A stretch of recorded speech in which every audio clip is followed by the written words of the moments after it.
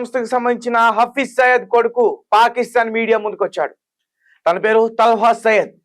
లష్కర్ తోయిబా సంస్థకు సంబంధించిన హఫీజ్ సయ్యద్ కి 6 పిల్లలు. 6లో వీడొకడు. రీసెంట్ గా పాకిస్తాన్ కి సంబంధించిన ఒక మీడియా ఇతన్ని ఇంటర్వ్యూ చేస్తుంది. అయితే ఆ ఇంటర్వ్యూలో మీ నాన్నగారిని ఇండియా ఎప్పటి నుంచో వెతుకుతుంది, అప్పగిస్తారంటే ఖచ్చితంగా పాకిస్తాన్ ప్రభుత్వం అది చేయదని నేను నమ్ముతున్నాను. మా నాన్నగారి ఆరోగ్య పరిస్థితి కూడా ప్రస్తుతం బాలేదు. ఒక ప్రాంతం నుంచి మరొక ప్రాంతానికి ఆయన తిరుగుతూ ఉన్నారు. సో ఇలాంటి సందర్భంలో పాకిస్తాన్ ప్రభుత్వమే ఆయనకి రక్షణ కల్పిస్తుంది. కాబట్టి పాకిస్తాన్ ప్రభుత్వం భారత్కి అప్పగిస్తుందంటే మాత్రం ఎట్టి పరిస్థితుల్లో కూడా నేను నమ్మను. అలాగే ఆయన ఆరోగ్యం బాగోలేనందువల్ల ఈ మధ్య నేను ఈ ఉగ్రవాదుల గురించి టెర్రరిస్టులు క్యాంపెయిన్లు పెడతా ఉంటారు కదా, వాటికి హాజరు కాలేకపోతున్నానంటూ కూడా అతను మాట్లాడడం జరిగింది. నిజానికి పాకిస్తాన్ కి అయితే ఈ హఫీజ్ సయ్యద్ కొడుకు తల్హా సయ్యద్ ఇతను ఏమంటాడంటే, మా నాన్నగారికి పాకిస్తాన్ ప్రభుత్వమే రక్షణ కల్పిస్తుంది అని చెప్తున్నాడు. రక్షణ కల్పిస్తున్న ఒక పాకిస్తాన్ ప్రభుత్వం ఎలా అప్పచెప్తుంది? 2008 ముంబైలో తాజ్ హోటల్ అటాక్ మనందరికి బాగా తెలుసు. దానికి కీలకమైన సూత్రధారుడు. ఎక్కడ ఇండియా చంపేస్తుందని చెప్పేసి పారిపోయి పాకిస్తాన్ లోనే అనేక ప్రాంతాల్లో తిరుగుతున్నాడు. ఇతను లాహోర్లో పుట్టాడు. దాదాపు ఇతనికి 70 సంవత్సరాలు ఉంటాయి. కుంగిపోయి ఉంటాడు నాకు తెలిసి. సో లాహోర్ సెంట్రల్ జైల్లో కూడా కొన్నాళ్ళు ఉన్నాడు. ఇతను పూర్తి పేరు హఫీజ్ మొహమ్మద్ సయ్యద్. సో ఈ సయ్యద్ ని ఇప్పుడు భారత్ కి ఎట్టి పరిస్థితుల్లో కూడా అప్పగించాలి. ఎప్పటి నుంచో కూడా మన ఎన్ఐఏ సంస్థ వీడి గురించి ఎదురు చూస్తుంది.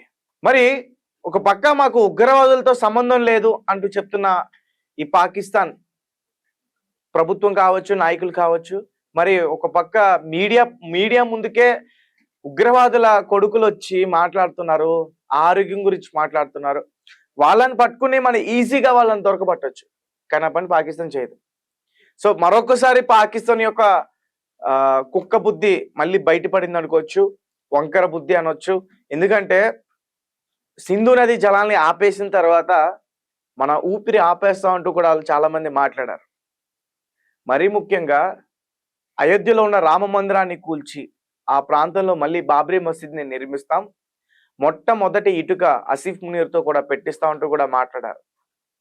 అక్కడ పాకిస్తాన్కి సంబంధించి పార్టీ లీడర్స్ కావచ్చు, చాలా మంది ఉగ్రవాదులు కావచ్చు.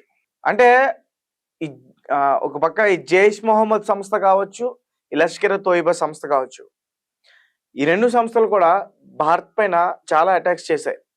అండ్ ఇంకొకటి వీళ్ళ స్లీపర్ సెల్స్ కూడా ఇప్పుడు భారత్లో చాలా విస్తరించి ఉన్నారు. సో నాకెందుకో డౌట్ వస్తుంది, ఈ లష్కర్ తోయిబాకి సంబంధించిన హఫీజ్ సయ్యద్ చనిపోయాడని చెప్పి.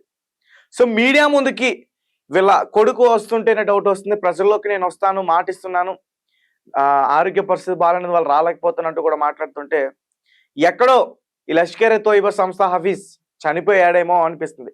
ఇతను కొన్ని మాటలు మాట్లాడాడు. ఒకసారి వాటి గురించి కూడా నేను వివరించే ప్రయత్నం చేస్తాను. పహల్గామ్ ఘటన తర్వాత భారత్ పాకిస్తాన్ అన్ని రకాలుగా అష్టదిగ్బంధనం చేస్తుంటే మతిపోయిన హఫీజ్ నోటికి ఏది వచ్చినట్లు అది మాట్లాడుతున్నాడు.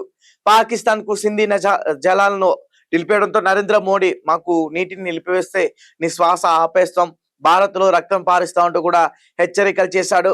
అలాగే హాఫీజ్ ప్రకటనపై భారత్ చాలా మండిపడింది. పాకిస్తాన్ లో తలదాచుకుని దొంగ దెబ్బ తీసే నీకు మోడీకి వార్నింగ్ ఇచ్చేంత సీన్ లేదంటూ కూడా కొంతమంది భారతీయులు కూడా కౌంటర్ ఇచ్చారు. తాజాగా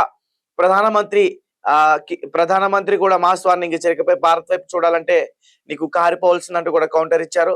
అయితే దాడికి పాల్పడిన ఉగ్రవాదులను పట్టుకుని ప్రపంచమే ఆశ్చర్యపోయేలా ప్రధాని మోడీ చెప్పారు. మరోవైపు పాకిస్తాన్ కవ్వింపు చర్యల నేపథ్యంలో భారత్ అప్రమత్తమైంది. ఇప్పటికే ఇండోస్ వాటర్ ట్రీట్ ని ఆపేయడంతో పాటు పాకిస్తాన్ తో అన్ని రకాల వాణిజ్య సంబంధాలు కూడా రద్దు చేసుకున్నట్టు ప్రకటించిన సంగతి తెలిసిందే కదా. ఇప్పటికే భారత్ పాకిస్తాన్ బోర్డర్ మధ్య యుద్ధ మేఘాలు కమ్ముకున్నాయి. మరోవైపు పాకిస్తాన్ భారత్ పై మేకపోతూ గాంభీర్యం ప్రదర్శిస్తోంది. సో గైస్, హఫీజ్ సయ్యద్ ని ఖచ్చితంగా మరి భారత్ కి అయితే అప్పగించాల్సిన, అప్పటి వరకు కూడా సింధు నది జలాల్ని వదిలే ప్రసక్తే లేదు. సో ఇందులో ఎటువంటి మార్పు లేదు. ట్రంప్ వచ్చినా ఇంకెవరు వచ్చినా సరే ఎట్టి పరిస్థితుల్లో కూడా పాకిస్తాన్ పైన ఈ ఆపరేషన్ సింధూర్ ఆగదు. ఈ ఉగ్రవాదుల్ని, ఉగ్రవాద స్థావరాల్ని పూర్తిగా అంత్యం చేసేంత వరకు భారత్ వెనక్కి తగ్గేదే లేదు. సింధు నది జలాల్ని వాళ్ళకి వదిలేదే లేదు. అలాగే వాణిజ్య పరంగా కూడా వాళ్ళతో మనకి ఎటువంటి సత్య సంబంధాలు కూడా లేవు. సో పూర్తిగా వాళ్ళని వాళ్ళ ఉగ్రవాదుల్ని నిర్మూలించేందుకు భారత్ తీవ్ర ప్రయత్నాలు చేస్తుంది.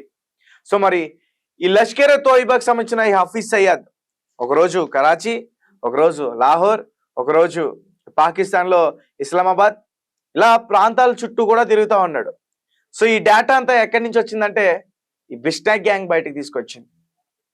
ఒక గృహలో దాక్కున్నాడు ఈయన, పిఓకే ఆక్రమించిన ఏదైతే ప్రాంతం ఉందో ఆ గుహలో దాక్కున్నాడు అన్న విషయాన్ని కూడా బిష్టాక్ గ్యాంగే బయటకు తీసుకొచ్చింది. అండ్ మరీ ముఖ్యంగా ఇప్పుడు ఇతనే చెప్తున్నాడు వీళ్ళ కొడుకు, మా నాన్నగారికి ఆరోగ్య పరిస్థితి అస్సలు బాగాలేదని. సో ఈ నాన్నగారికి ఆరోగ్య పరిస్థితి బాగాలేదని ఈ హఫీజ్ కి కుక్కకి ఆరోగ్య పరిస్థితి బాగాలేదని ఇంతకు ముందు బిష్నా గ్యాంగే చెప్పింది. పైగా పంజాబ్ నుంచి ఒక ప్రాంతం నుంచి ఒక డాక్టర్ ఆయుర్వేదిక్ మందులు కూడా పంపిస్తున్నాడు. ఇతనికి ఒక అనుచరుడు ఉన్నాడు, స్లీపర్ సెల్ ఉన్నాడు, అతని దగ్గర నుంచి ఆయనకి ఆయుర్వేదిక్ మందులు వెళ్తున్నాయంటూ కూడా బిష్నా గ్యాంగ్ కనిపెట్టింది. సో కాబట్టి నాకు ఏమనిపిస్తుంది అంటే బిష్నా గ్యాంగ్ చేతిలో ఇతను చనిపోయాడా, లేదంటే ఇతని కొడుకు ఈ మీడియా ముందుకు వచ్చి మాట్లాడుతున్నాడంటే ఒకవేళ హఫీజ్ సయ్యద్ ని భారత్ కి అప్పగించడానికి పాకిస్తాన్ ప్రభుత్వం నిర్ణయం తీసుకుందా, అందుకని మీడియా ముందుకు వచ్చి ఎట్టి పరిస్థితుల్లో కూడా పాకిస్తాన్ ప్రభుత్వం ఆ విధంగా చేయదు, అలాగే భారత్ కి అప్పగించదు, మా నాన్నగారికి ఆరోగ్య పరిస్థితి లేదు, పూర్తిగా రక్షణ కల్పిస్తుందని భావిస్తానంటూ ఈ రకంగా మాట్లాడుతున్నాడంటే ఖచ్చితంగా పాకిస్తాన్ ఏదో ఒక నిర్ణయం తీసుకుంది అని అయితే మాత్రం నాకు అనిపిస్తుంది. ఒకవేళ అప్పగిస్తే మాత్రం పాకిస్తాన్ కి సింధు నదీ జలాల్ని వదిలే అవకాశం ఉంటుంది. అలాగే భారత్ కి ఇస్తే మాత్రం ఇతన్ని భారత్ ఖచ్చితంగా ఉరి తీసే అవకాశం ఉంటుంది. ఎందుకంటే 2008లో తాజ్ హోటల్లో చేసిన అటాక్ అటువంటిది చాలా కీలకమైన సూత్రధారి ఇతను, పారిపోయాడు, అప్పటి నుంచి కూడా దొరకకుండా తిరుగుతూ ఉన్నాడు. అండ్ ఇతని గురించి అమెరికా వాళ్ళు కూడా $10 మిలియన్ కూడా ప్రకటించారు. ఇతన్ని పట్టిస్తే బౌంటీ ప్రకటించారు, ఇతన్ని పట్టిస్తే అంత అమౌంట్ ఇస్తా ఉంటూ కూడా.